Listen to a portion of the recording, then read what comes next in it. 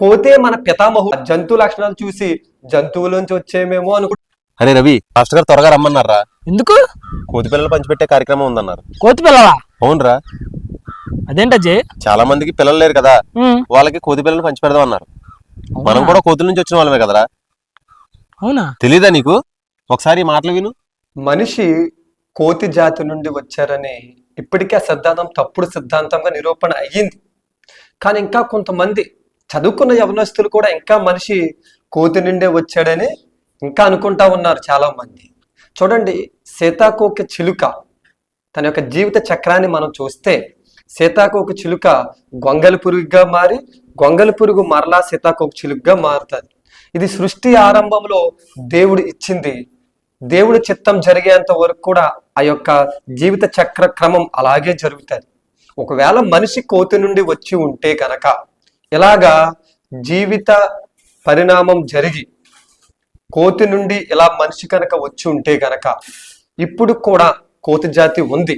కాబట్టి పిల్లలు లేక బాధపడుతున్న వారు చాలా మంది ఉన్నారు. వాళ్ళకు కోతి పిల్లల్ని బహుమతి ఇచ్చి మనం, ఏమంటే ఇది కోతి పిల్లలే, మీరు పెంచండి, ఒక రోజున ఇది మనిషిగా మారుతుంది, మనము కూడా ఇలాగే కోతి జాతి నుండి మనం కూడా ఇలాగే వచ్చాము అని చెప్పేసి, కోతి పరిపక్వం చెంది మనిషిగా మారుతుంది, మనం కూడా అలాగే వచ్చామని చెప్తే, వాళ్ళు ఎంతకాలం ఎదురు చూస్తే కోతి మనిషిగా మారుతుంది. కాబట్టి కొంచెం జ్ఞానంగా ఆలోచించాలి. చూడండి, మనము ఒక పెద్ద ఇల్లు కట్టుకున్నాం. కోతే మన పితామహుడు అయితే అది కనీసం చిన్న గుడిసెన కట్టుకోవాలి కదా. ఈరోజు మనం చూడండి, కొబ్బరికాయతోను ఎంత పచ్చడి చేసుకుంటున్నాం, కొబ్బరిని ఎంతలా ఉపయోగిస్తున్నాం. ఒక మామిడికాయని మనము కోసికి తింటున్నాం, మజా బాటిల్ చేసుకుంటున్నాం, ఎన్ని చేస్తున్నాం మనం. దానికి ఇప్పటికీ కొబ్బరికాయ ఇస్తే అది పీక్కినే తింటుంది, మామిడికాయ ఇస్తే చీక్కినే తింటుంది.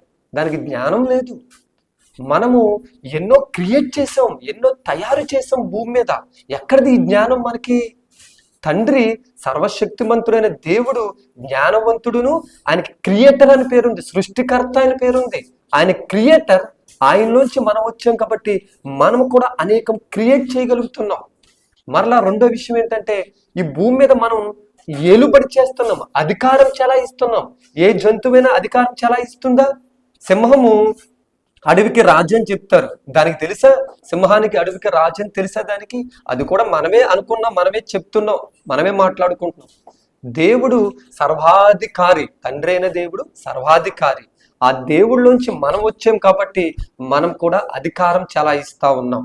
చాలా మంది ఏంటంటే, మనిషిలో జంతు లక్షణాలు చూసి, కోతి చేష్టలు చూసి, మనిషి ఒకవేళ జంతువు నుండి వచ్చాడేమో అనుకుంటున్నారు. ఒరే బాబు, ఆ జంతు లక్షణాల్లో పాపం వల్ల వచ్చినాయి మనిషికి. అందుకే మనిషి దైవ లక్షణాలు కోల్పోయి జంతు లక్షణాల్లోకి వచ్చాడు. ఆ జంతు లక్షణాలు చూసి జంతువులోంచి వచ్చేమేమో అనుకున్నాడు. ఎప్పుడైతే పాపపు ప్రాయశ్చిత్తం జరిగి మనోనేత్రాలు తెరవబడతాయో అప్పుడు తెలుస్తుంది మనిషి దైవము నుండి వచ్చాడు, కోతు నుండి, జంతువు నుండి కాదు అని.